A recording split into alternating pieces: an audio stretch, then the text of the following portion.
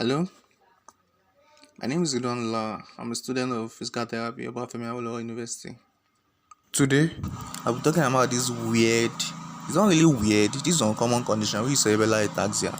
So, I'll be talking about the brief anatomy of the cerebellum, the common causes of damage to the cerebellum, the characteristics and assessment of cerebellar ataxia, and then the management of cerebellar ataxia. So, here we go.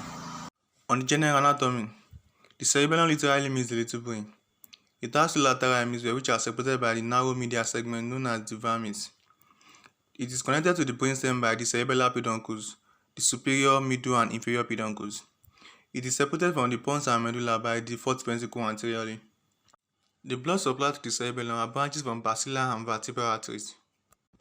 So I actually want us to talk about the normal function of the cerebellum before we move into the assessment of his problems or his disabilities.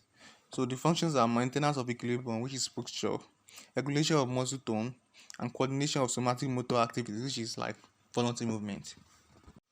So what are the things that actually cause damage to the cerebellum? We have cerebellar stroke, which is what I actually saw that day, head trauma, alcohol, benign or metastatic tumor, toxins probably from any exposure or from chemotherapy. Let's go straight into the characteristics and assessment of cerebellar problems. Cerebellar problems usually manifest in postural or coordination dysfunctions.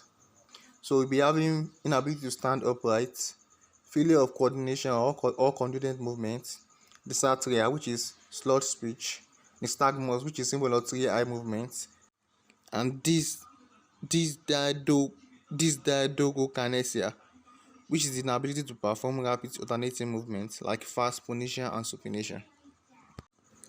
Now, into the assessment of cerebellar ataxia, we have upper limb assessment, lower limb assessment, and standing test. In the upper limb and lower limb assessment, the patient can be sitting or in supine lying. For the upper limb assessment test, we have the rapid alternating movement test, the finger to finger test, finger to nose test, and finger to clinician finger test. For all the said tests, you will instruct the patient and explain to the patient about the procedure before carrying out the test. For the lower limb assessment, we have aid to shin, usually done in standing or supine, and we also have toe to clinician finger, which is usually done in supine line. Note that a positive test for an extremity shows a dysfunction of the ipsilateral cerebellar hemisphere. For the standing test, we have Rombank standing, tandem standing, single leg stance, and gait assessment. Rombank test is simply just telling the patient to stand upright on their own 2 feet without any support. So you are checking if the patient is able to maintain an upright standing position. You can also take it further by asking the patient to close the eye. So if the patient is able to stand with the eye open but is not able to stand with the eye closed, that shows that the patient is using his or her visual aid for stability. And when you tell the patient to close his eye and then he or she closes her eye, then you have taken that visual aid from him. And if the patient falls, it shows that the patient is not using the perceptive impulses or information from the joint as a feedback mechanism for stability. So that is why the patient falls, and that is called a positive Romberg sign when the patient doesn't fall with the eye open but falls with the eye closed. In single leg stance, you are checking the amount of time that the patient can actually stand on the single leg support. It's like you are progressing higher to test for stability too. So there is a chart or a generalized table that says the amount of time that a particular age should be able to stand on a single leg stance without falling or getting tired. In management, whatever causes the damage to the cerebellum is first managed, whether it's trauma or tumor or high blood pressure leading to cerebrovascular accident. We move to management of impairment that arise from cerebellar damage. We have speech therapy to improve swallowing and speech, occupational therapy to improve patients' ability to perform activities of daily living, and physical therapy to improve mobility, balance, and muscle function.